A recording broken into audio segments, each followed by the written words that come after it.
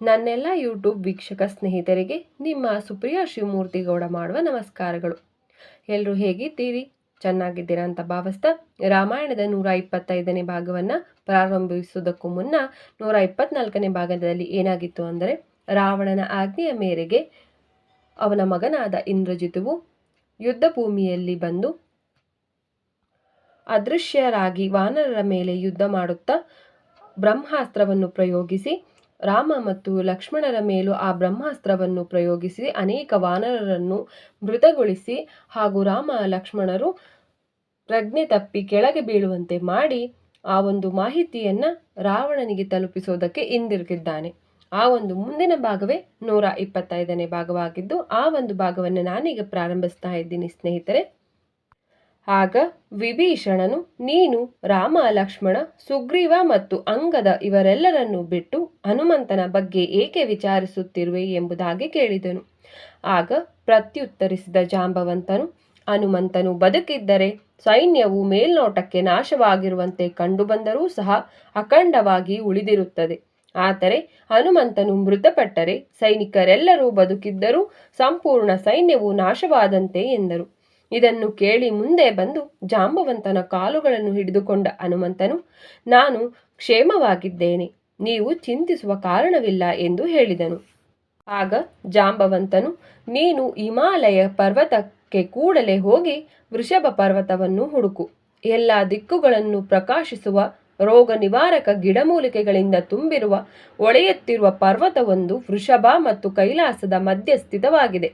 ಸತ್ತವರನ್ನು ಬದುಕಿಸಬಲ್ಲಹ ಮೃತ ಸಂಜೀವಿನಿ, ಅಸ್ತ್ರವನ್ನು ಹೊರತೆಗೆಯುವಂತಹ ಮತ್ತು ಗಾಯಗಳನ್ನು ವಾಸಿ ಮಾಡುವಂತಹ ವಿಶಾಲ್ಯಕರಣಿ, ದೇಹದ ಪ್ರಾಕೃತಿಕ ಕಾಂತಿಯನ್ನು ಪುನಃ ಸ್ಥಾಪಿಸುವಂತಹ ಸುವರ್ಣಕರಣಿ ಹಾಗೂ ಮುರಿದ ಮೂಳೆಗಳನ್ನು ವಾಸಿ ಮಾಡುವಂತಹ ಮತ್ತು ಕತ್ತರಿಸಿ ಹೋಗಿರುವ ಕೈಕಾಲುಗಳನ್ನು ಜೋಡಿಸುವಂತಹ ಸಂದಾನಿ ಎಂಬ ಗಿಡಮೂಲಿಕೆಗಳನ್ನು ಸಂಗ್ರಹಿಸಿ ಇಲ್ಲಿಗೆ ತೆಗೆದುಕೊಂಡು ಬಾ.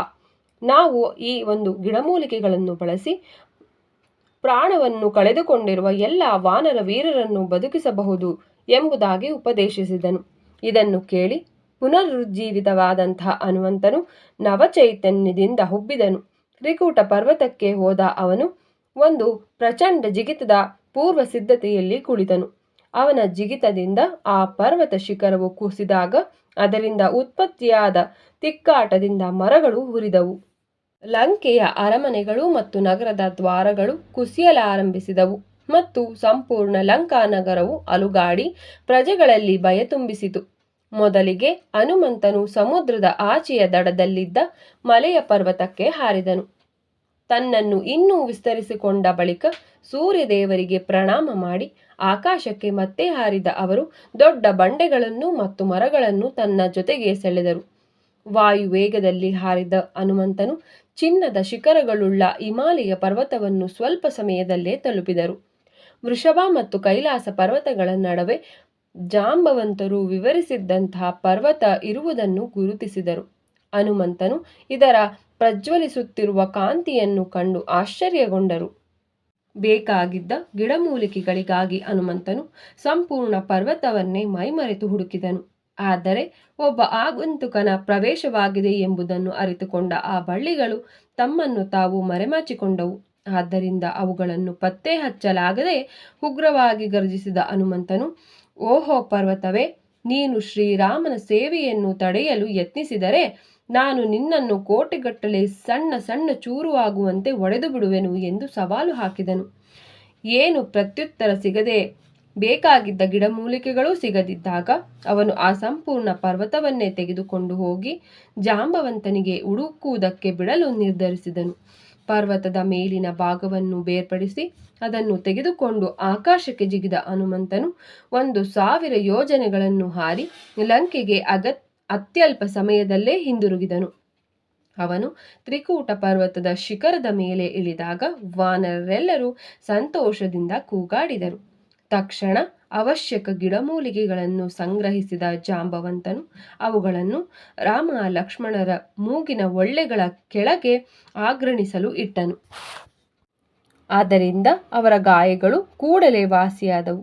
ಬಳಿಕ ಘಾಸಿಗೊಂಡಿದ್ದ ವಾನರರಿಗೂ ಆ ಗಿಡಮೂಲಿಕೆಗಳ ಪ್ರಯೋಗವನ್ನು ಮಾಡಲಾದಾಗ ಅವರು ಗಾಢ ನಿದ್ರೆಯಿಂದ ಎದ್ದವರಂತೆ ತಮ್ಮ ಕಾಲುಗಳ ಮೇಲೆ ಜಿಗಿದೆದ್ದರು. ಅದಲ್ಲದೆ ಹಿಂದೆ ಸತ್ತಿದ್ದ ವಾನರರು ಜೀವಿತಗೊಂಡರು. ಆಗ ಹಿಮಾಲಯಕ್ಕೆ ಕೂಡಲೇ ಹಿಂದಿರುಗಿದ ಹನುಮಂತನು ಆ ಪರ್ವತ ಶಿಖರವನ್ನು ಅದರ ಜಾಗದಲ್ಲೇ ಇರಿಸಿದನು. ಈ ಸಂಪೂರ್ಣ ಕಾರ್ಯವನ್ನು ಒಂದೇ ಒಂದು ದಿನದಲ್ಲಿ ಸಂಪೂರ್ಣಗೊಳಿಸಿದ ಅವನು ಲಂಕೆಗೆ ಹಿಂದಿರುಗಿದನು. ಇಷ್ಟರಲ್ಲಿ ರಾತ್ರಿಯಾಗಿತ್ತು. ಆಗ ಹನುಮಂತನನ್ನು ಉದ್ದೇಶಿಸಿದ ಸುಗ್ರೀವನು, ನನ್ನ ಪ್ರಿಯ ಹನುಮಂತನೇ, ರಾವಣನ ಆಜ್ಞೆಯ ಮೇರೆಗೆ ಸತ್ತ ಎಲ್ಲ ರಾಕ್ಷಸರನ್ನು ಸಮುದ್ರಕ್ಕೆ ಎಸೆಯಲಾಗಿದೆ. ಆದ್ದರಿಂದ ಎಷ್ಟು ರಾಕ್ಷಸರು ಸತ್ತಿರುವರೆಂದು ಅಂದಾಜು ಸಹ ಮಾಡಲು ಸಾಧ್ಯವಿಲ್ಲ. ಆದಾಗ್ಯೂ ರಾವಣನ ಎಲ್ಲ ಮಕ್ಕಳಲ್ಲಿ ಇಂದ್ರಜಿತುವು ಮಾತ್ರ ಉಳಿದಿದ್ದಾನೆ. ಲಂಕೆಯು ಈಗ ರಕ್ಷಣಾ ರಹಿತವಾಗಿರುವುದರಿಂದ ನಾವು ಪಂಜುಗಳನ್ನು ಹಿಡಿದು ನಗರದ ಮೇಲೆ ರಾತ್ರಿಯ ಸಮಯದಲ್ಲೇ ದಾಳಿ ಮಾಡಿ ವೈರಿಯನ್ನು ಗೊಂದಲದಲ್ಲಿ ಸಿಲುಕಿಸಬೇಕು ಎಂಬುದಾಗಿ ಹೇಳಿದನು. ಸ್ನೇಹಿತರೆ, ರಾಮಾಯಣದ 125ನೇ ಭಾಗವನ್ನು ಇಲ್ಲಿಗೆ ಮುಕ್ತಾಯಗೊಳಿಸ್ತಿದ್ದೀನಿ. ಮುಂದಿನ ಸಂಚಿಕೆಯಲ್ಲಿ ಭೇಟಿಯಾಗೋಣ ಅಂತ ಹೇಳ್ತಾ, ಆದಷ್ಟು ನಿಮ್ಮ ಒಂದು ಸಮಯದಲ್ಲಿ ಬಿಡುವಿನ ಸಮಯದಲ್ಲಿ ಆದಷ್ಟು ರಾಮಾಯಣವನ್ನು ಕೇಳಿ ಬೇರೆಯವರಿಗೂ ಶೇರ್ ಮಾಡಿ ಅವರು ಕೇಳಲಿ.